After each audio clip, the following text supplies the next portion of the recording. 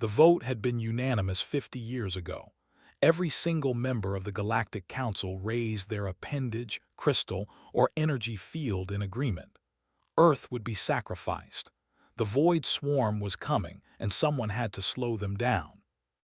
Torvin remembered that day clearly. He had been younger then, just an assistant to the Lumian representative. He watched the holographic display showing Earth's position between the swarm and the Council's core worlds. The math was simple, brutal but simple. If they sealed every jump gate leading away from the Sol system, the humans would fight. They would hold the line because they had no choice. By the time the swarm finished with Earth, the Council would have fortified their defenses. No one spoke about it afterward. The records were classified. The jump gates were sealed with quantum locks that would take centuries to break from the inside. Earth sent desperate messages for 3 days straight, then silence. The Council military analysts predicted Earth would fall within 2 weeks. They gave humanity credit for that much at least. Now Torvin led the Council. His crystalline form refracted the light of 1,000 stars through the observation dome of Harmony 7 Station. Around him, representatives from 43 species celebrated another year of peace. The Void Swarm had not been seen in Council space for decades. Whatever happened at Earth had worked.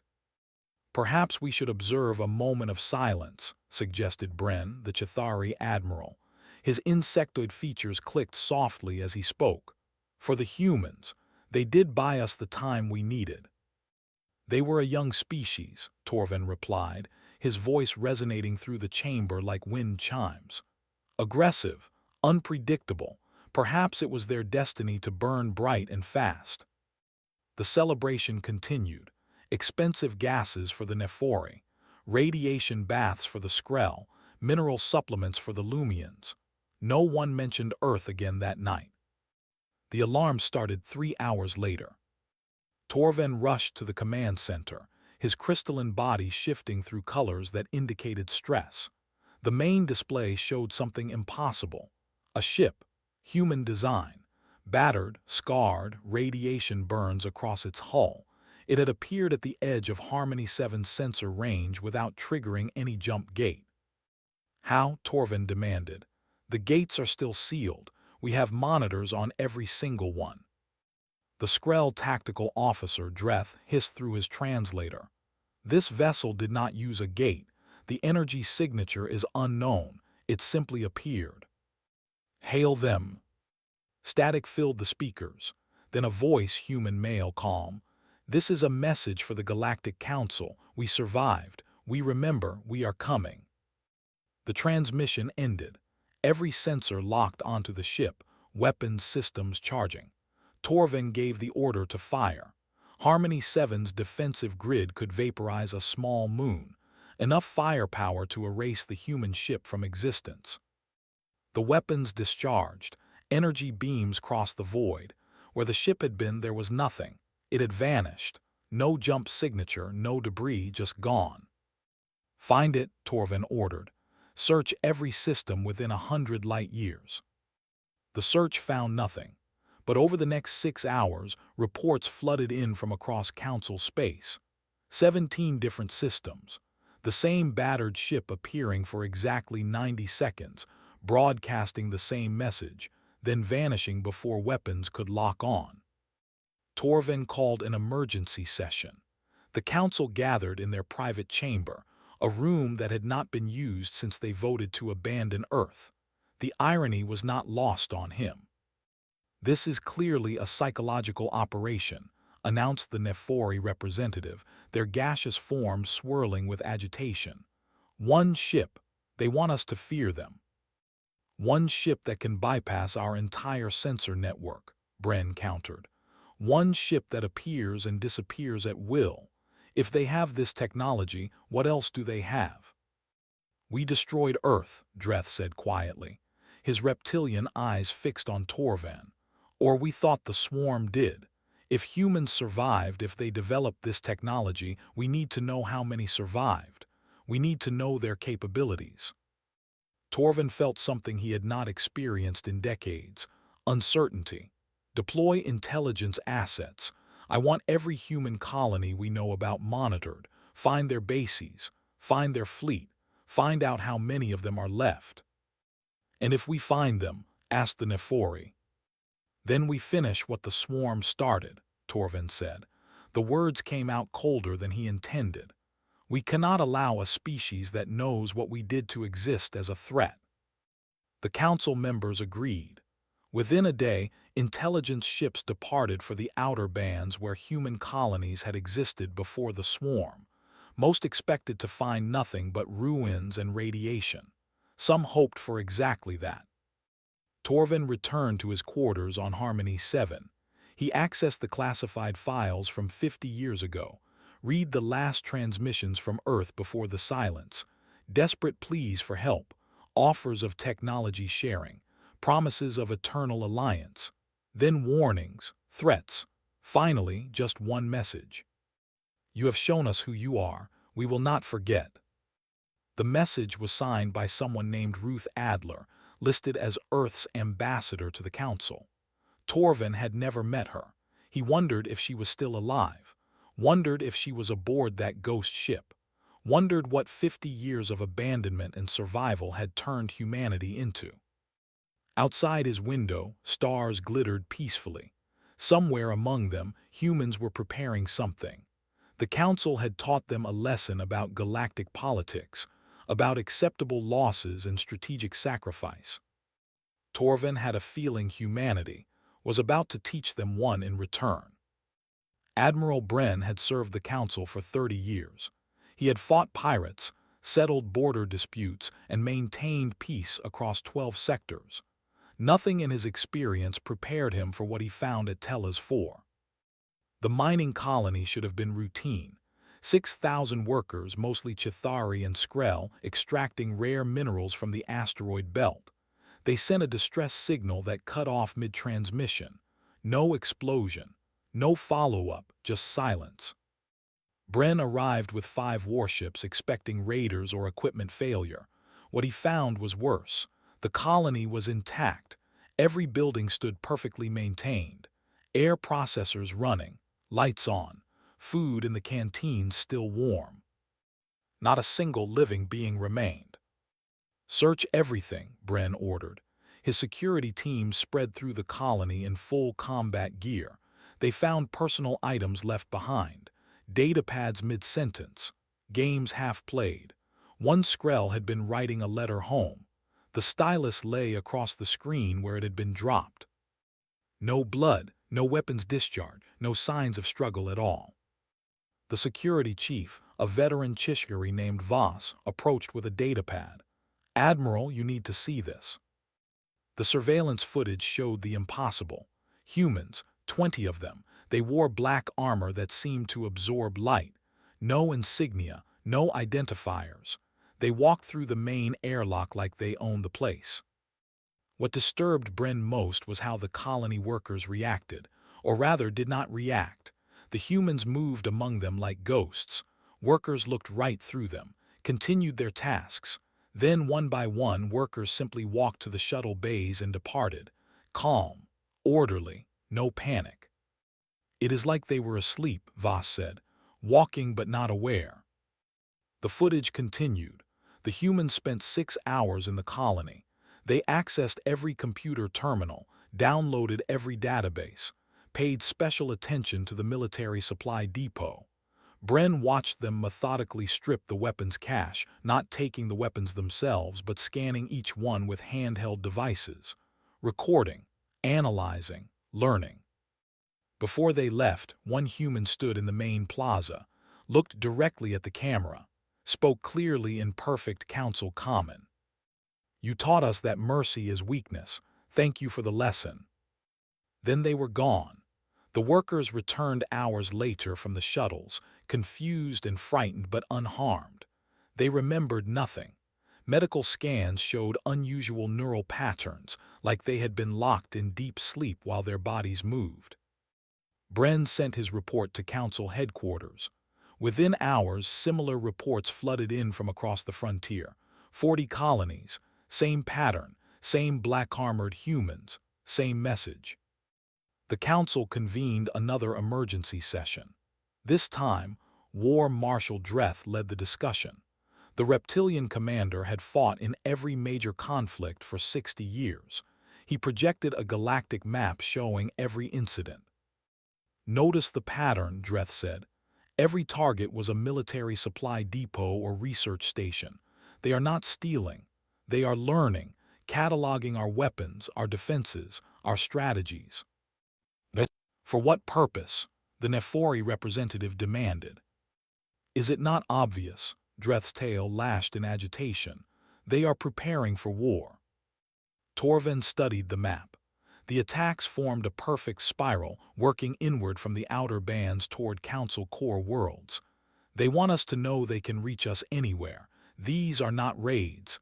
They are messages." "Then we send a message back," Dreth declared. "We have 3,000 warships. The humans have what? A few hundred survivors. We crush them now before they become a real threat." "We do not know where they are based," Bren pointed out. "We do not know how many ships they have. We do not even know how they are moving without using jump gates.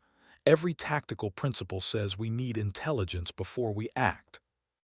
"Intelligence is what they are gathering about us," Dreth snapped. "While we debate, they learn our weaknesses." The argument continued for hours. Torvin listened to both sides. Bren was right that they needed information, but Dreth was also right that waiting gave the humans an advantage. Finally, Torvin made his decision. "Double our intelligence efforts. I want every sensor, every spy, every resource focused on finding the human base. At the same time, begin mobilizing the fleet. We will be ready to strike the moment we have a target." The council agreed. Over the next 3 months, the largest intelligence operation in galactic history deployed. Thousands of stealth ships searched human colonial space. Listening posts monitored every frequency. Spies infiltrated the remaining frontier settlements. They found nothing. No bases, no fleet yards, no sign of where the humans were hiding. The ghost raids continued, always the same pattern, in and out. No casualties, just data collection and that same message. Bren became obsessed with the footage. He watched the humans move through the colonies, noticed details. They never touched anything unnecessarily, never caused damage. They could have killed everyone easily but chose not to. One recording showed a human stopping to help a Skrell child who had fallen, helped the child up, checked for injuries, then continued with the mission. The child would not remember it later, but the camera captured everything. These were not mindless killers. They were disciplined, professional, and most disturbing of all, they were patient. The council had abandoned them 50 years ago. Now they returned, not with rage, but with calculation. Bren sent a private message to Torvin. "We are making a mistake. These humans are not acting like enemies seeking revenge. They are acting like military professionals preparing for something specific. We should try to communicate." Torvin's response came quickly. "They had 50 years to make contact. They chose this method instead. We will respond in kind." The fleet gathered at staging points across Council space. 3,000 ships, the greatest armada ever assembled, all waiting for one piece of information. Where were the humans hiding? 3 months of searching produced 0 results. The Council Intelligence Division had never failed so completely. Torvin stood before the Galactic Assembly, thousands of representatives from every member species, and chose denial over admission of weakness. "The human threat has been greatly exaggerated," he announced. His crystalline form shimmered with artificial confidence. "These are survivors, broken remnants of a species that barely escaped extinction. They play psychological games because they lack real power." Murmurs ran through the assembly. Some species bought the explanation eagerly, others looked skeptical. The Chithari trade minister stood to speak. "If they are so weak, why can we not find them? Why can our best intelligence assets not locate even one human base?" "Because they hide like vermin," Torvin replied. "Scattered across dead systems, living in asteroid bases and damaged colonies. We waste resources chasing ghosts when we should be focusing on real threats. It was a good speech. Torvin had practiced it, but he saw Bren's expression in the front row. The Admiral did not believe a word. The vote came anyway. Formal declaration that Earth and all human survivors were enemies of galactic peace. Authorization for pacification protocols, which meant shoot on sight.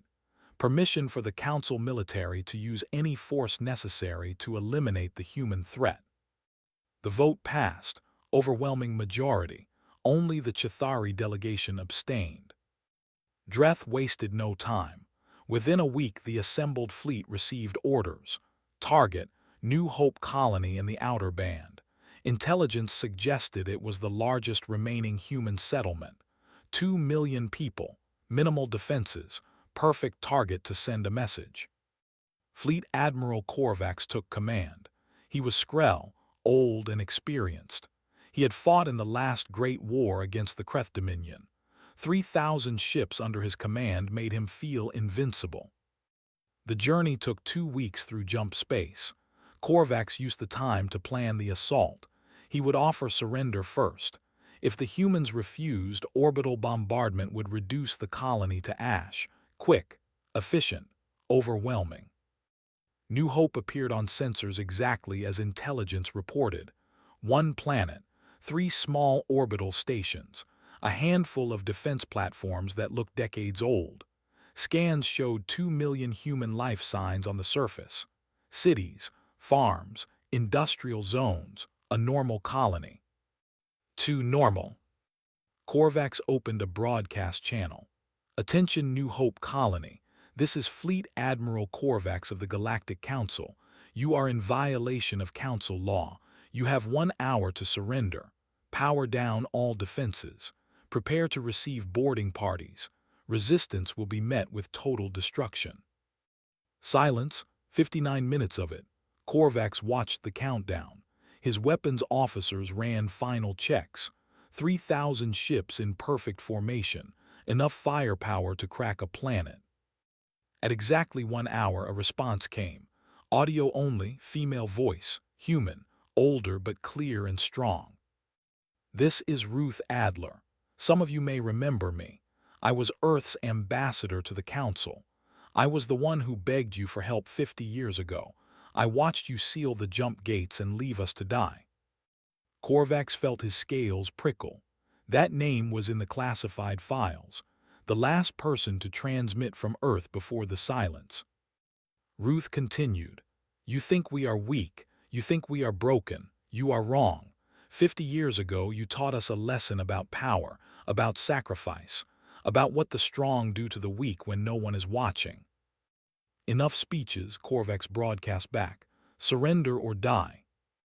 We learned that lesson well, Ruth said. Her voice carried no anger, just statement of fact. We learned that mercy is a luxury, that trust is foolish, that the only security comes from strength, so we became strong. Last warning, Korvax began. You have 1 chance, Admiral. Withdraw your fleet. Leave human space. The Council can send diplomats to negotiate reparations for the genocide you attempted, or you can attack. But understand this, if you fire a single shot, you will not leave this system alive. Korvax laughed, actually laughed. The sound echoed through his flagship's bridge. You have 3 orbital stations and some ancient defense platforms. We have 3,000 warships. I am giving you mercy by offering surrender. Then you have made your choice, Ruth replied. May whatever gods you believe in have more mercy on you than you showed us. The transmission ended. Korvax gave the order. His vanguard fleet, 500 ships, moved forward, weapons charged. Target locks acquired on the orbital stations and defense platforms. The first salvo lit up the darkness, enough energy to vaporize a city block. It struck the nearest orbital station. The station flickered, then vanished. Hologram, all 3 stations were holograms. What? Korvax stared at his tactical display. Scan the planet, find the real defenses. The scan results made no sense. The defense platforms were not platforms at all. They were sensor buoys disguised as weapons. The entire visible defense grid was fake. Then the planet's surface opened up. Massive cannons emerged from underground bunkers, hundreds of them, weapons that made Council ship-mounted guns look like toys. They had been hidden beneath holographic cities, farms, and industrial zones. Evasive action, Korvax screamed. Too late, the ground-based cannons fired, not explosive rounds, not energy beams, something else. Electromagnetic pulses that hit the vanguard ships like a hammer. Shields collapsed. Systems went dark. 500 ships dead in space, helpless. Pull back, all ships pull back to safe distance. The fleet retreated. Korvax watched his vanguard drift, powerless. This was supposed to be easy, a show of force against a beaten enemy. Admiral, his sensor officer reported, voice shaking. Jump point forming, multiple jump points all around us. Space itself seemed to tear, not the normal shimmer of jump gates, something different, more violent, like reality was being ripped open. Ships poured through, human ships, hundreds of them. They formed a perfect sphere around the Council fleet, trapped them. A new voice on the broadcast, male, calm, professional. This is Commander Alex of the Earth Defense Fleet. You are surrounded. Power down your weapons and prepare to be boarded. This is your only warning. Korvax had commanded fleets for 40 years. He knew when a battle could be won and when it could not. 500 ships disabled in the opening seconds. 500 more human vessels surrounding his remaining forces. The tactical situation was impossible. But surrender was not in his nature. All ships focus fire on Sector 7. Punch through their line. We retreat to jump distance and regroup. The Council fleet obeyed. 2,000 ships concentrated their firepower on a small section of the human formation, enough destructive power to vaporize a moon. The human ships in that sector should have been obliterated. Instead, they moved, not scattered, not chaotic evasion, precise, coordinated repositioning like they knew exactly where every shot would be before it fired. They slipped through the gaps in the weapon's fire like water flowing around stones. Impossible, Korvax's tactical officer whispered. They are predicting our targeting solutions. Then randomize it, override the computers, manual targeting. It made no difference. The human ships dodged manually aimed shots just as easily. They were not just fast, they were prescient, like they could read minds. What Korvax did not know was that humans had spent 50 years fighting an enemy that attacked through quantum probability. The void swarm did not exist in normal space the way other species did. Fighting them required predicting attacks that had not happened yet. Humanity had learned to read quantum fluctuations, energy buildups, even subspace distortions that preceded weapons fire. Against the Council's conventional weapons, it was like fighting in slow motion. The human fleet did not return fire. They repositioned, created gaps in their formation, let Council ships think they found escape routes, then closed those gaps at the last second, hurting, corralling, not destroying. They are playing with us, Korvax realized. They could end this whenever they want. Commander Alex's voice returned. Admiral Korvax, you have lost, accept it. Power down weapons. We are not here to kill you. Never, Korvax slammed his fist on the console. Council fleet does not surrender to primitives. Then we will take your ships without your permission. What happened next would be analyzed in military academies for generations. The human ships moved in, close enough that Council vessels could not fire without hitting each other. They attached to the hulls using some kind of magnetic clamp. Then boarding pods deployed. The Council ships tried everything: point defense cannons, energy barriers, crew in full combat gear waiting at every airlock. Nothing worked. The human boarding pods cut through hulls like they were paper. Security teams found themselves facing soldiers who moved like dancers, fought like machines, and refused to kill. Every firefight ended the same way. Humans used weapons that stunned rather than killed. They moved through ships taking control of key systems, engineering, bridge, life support. Within an hour, half the Council fleet was under human control. Korvax watched it happen on his tactical display. Ship after ship going dark, then coming back online with human IFF codes. His own vessel shuddered as boarding pods attached to the hull. "Set self-destruct," he ordered. "If I cannot have victory, I will have honor." His executive officer, a younger Skrell named Presh, hesitated. "Admiral, that will kill everyone on board. Our crew, the humans trying to board, everyone. Better dead than captured." "No," Presh stepped away from his station. "I will not help you murder our crew." Korvax drew his sidearm, pointed it at Presh. Around the bridge, other officers shifted uncomfortably. "That is mutiny." "That is choosing life over pride," Presh replied. "Admiral, look at the reports. The humans are treating captured crews well. Medical care, food, respect. They are not executing anyone. They are taking prisoners according to the galactic conventions we wrote." "We showed them no mercy," Korvax said. His hand trembled. "We left them to die. Why would they show us mercy?" The bridge doors exploded inward.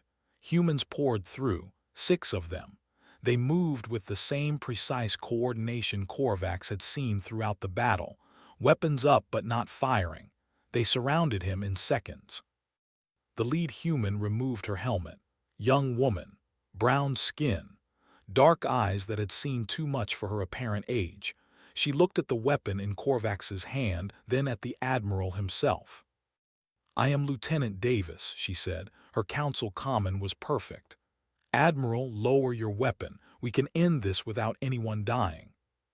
"I was about to activate self-destruct," Korvax admitted. He did not know why he told her. Maybe because she asked with such calm certainty. Davis nodded. "I know. We monitored your command codes. We locked out your self-destruct sequence before we boarded. We will not let you kill your own crew." Korvax's arm lowered. The weight of defeat settled on him. "What happens now?" "Now we take control of this ship. Your crew will be treated well, given food, water, medical care.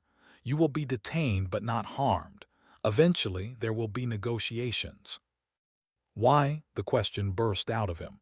"We tried to commit genocide against your species. We left you to die. You should hate us." Davis's expression hardened. "We do. Every human alive hates what you did. But hate is not the same as revenge. You taught us that mercy is weakness. We learned that lesson. We also learned that true strength means choosing mercy even when you have every right not to." She gestured to her team. They moved forward to take Korvax into custody. He did not resist. What was the point? All around New Hope, the greatest fleet the Council had ever assembled was being systematically captured. Not destroyed. Captured, crews alive, ships intact, everything documented. Commander Alex broadcast on all frequencies. "Attention Council forces. The battle is over. You have 6 hours to stand down. After that, we begin disabling ships by force. You will not be harmed.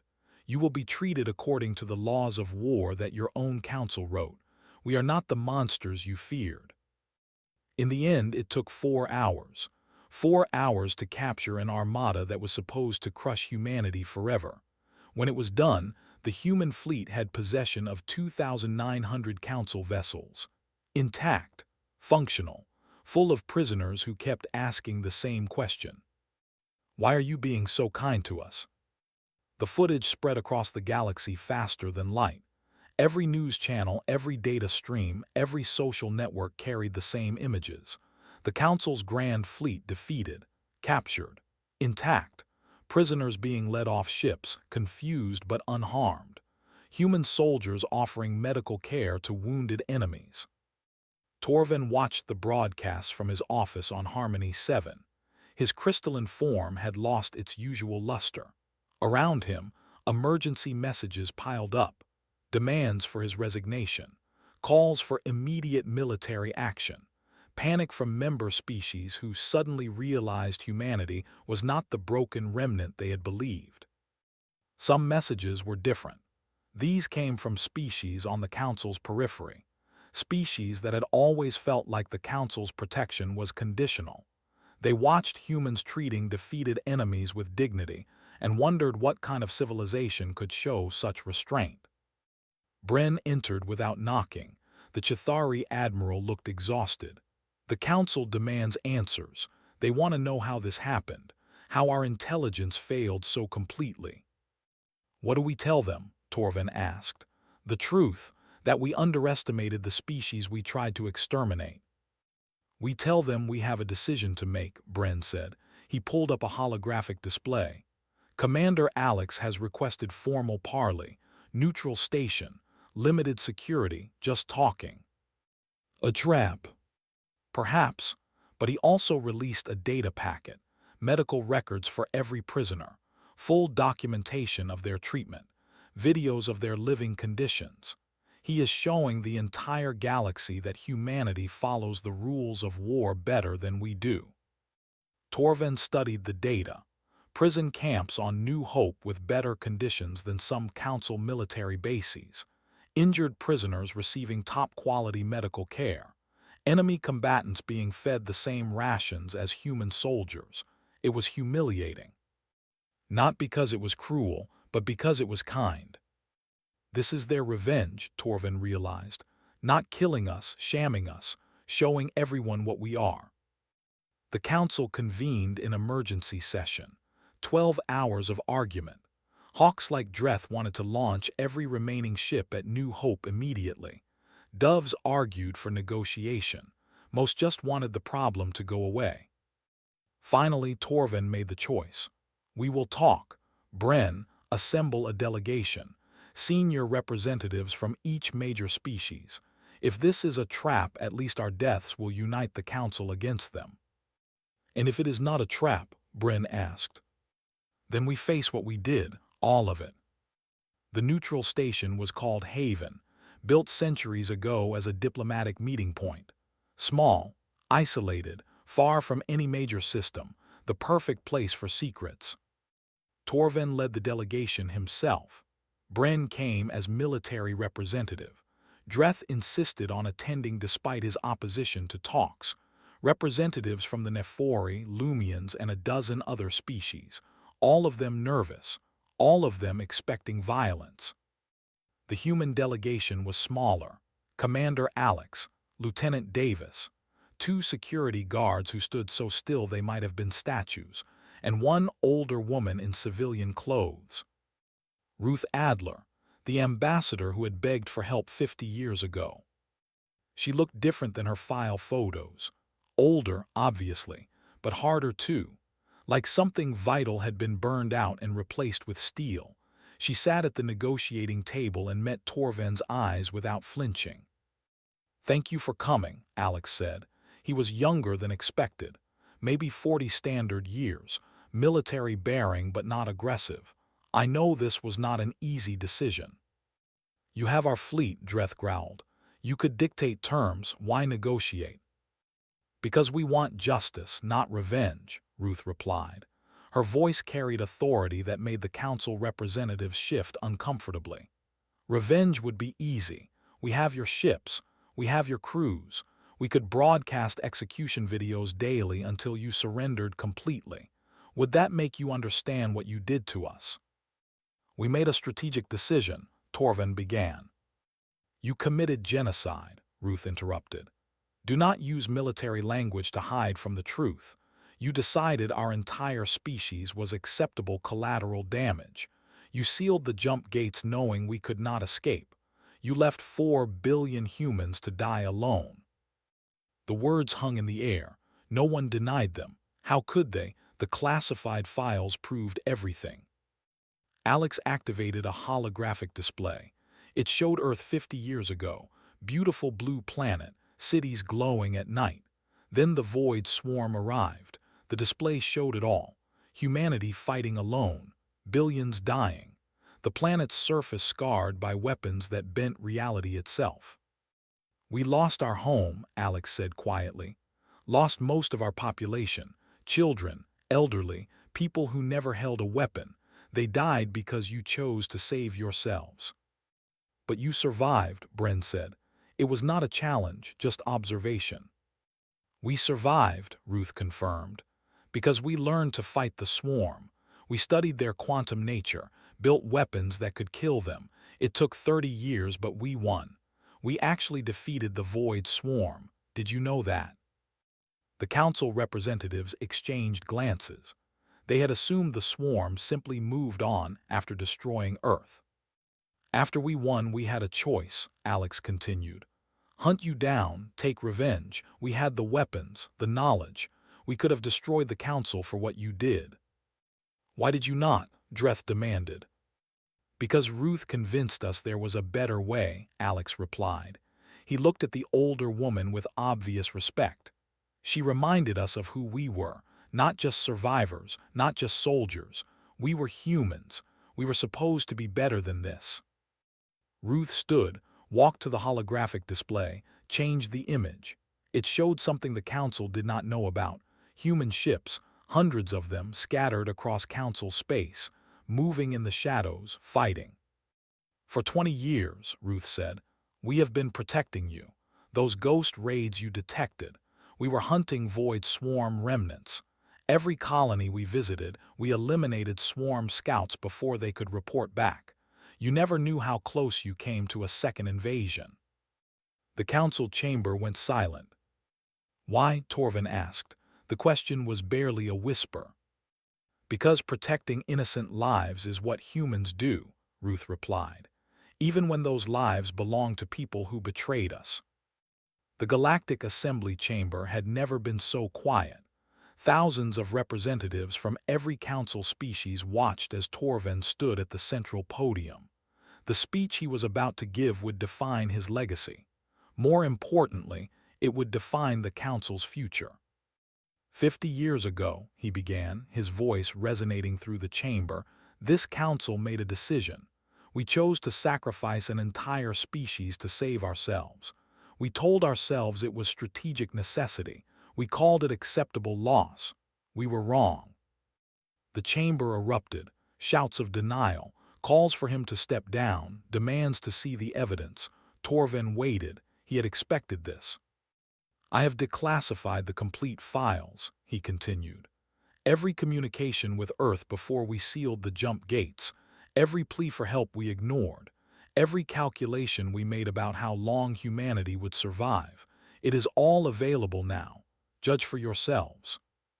The shouting died down. Representatives accessed the files on their personal displays. Torvin watched their reactions. Shock, horror, shame. Some tried to justify it. Others could not meet his eyes. But that is not the worst part, Torvin said. The worst part is what we did not know. While we celebrated our survival, while we rebuilt our worlds, humanity was protecting us. The Void Swarm did not simply disappear. Remnants remained. Scout groups, advance parties, they were preparing for a second invasion. He showed the evidence Alex had provided. Human ships engaging swarm remnants, battle footage from 100 different encounters, tactical reports of swarm movements toward council space, and humanity stopping them every single time. They saved us, Torvin said. The species we tried to exterminate, the people we abandoned, they saved us and we never knew. Dreth stood. The war marshal looked older than usual, defeated. What do the humans want? Surely they demand reparations, territory, apologies. They demand truth, Torvin replied. That we acknowledge what we did, that we release the classified files, that we change. Change how? Someone called from the assembly. Torvin gestured, and Ruth Adler's image appeared on the central display. She stood in the negotiation room, surrounded by council delegates who looked small and ashamed in her presence. We want a galaxy where no species is expendable, Ruth's recorded voice said. Where the strong protect the weak instead of sacrificing them. Where trust means something. Where mercy is not weakness but the highest form of strength. She paused, looked directly at the camera. The council failed that test 50 years ago. You chose survival over honor, power over compassion.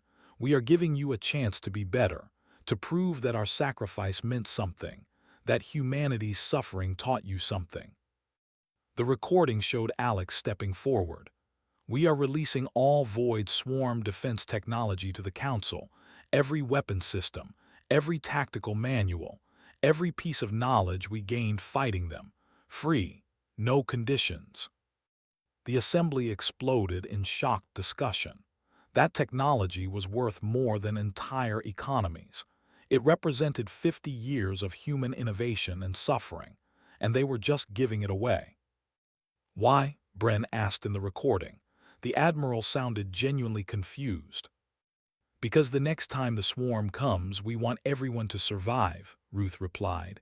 Not just the strong, not just the core worlds, everyone, the way it should have been the first time. Torvin let the recording end. Let the silence stretch. When he spoke again, his voice carried a weight he had never felt before. I am proposing unprecedented reparations, full economic support for Earth's rebuilding, territory in the inner systems for human colonization, a permanent seat on the Council with veto power, and most importantly, a formal apology from every member species, acknowledging what we did. The conservative bloc erupted. Submission. You want us to submit to primitives who threatened us. They did not threaten us. Bren stood, his chitinous form rigid with conviction.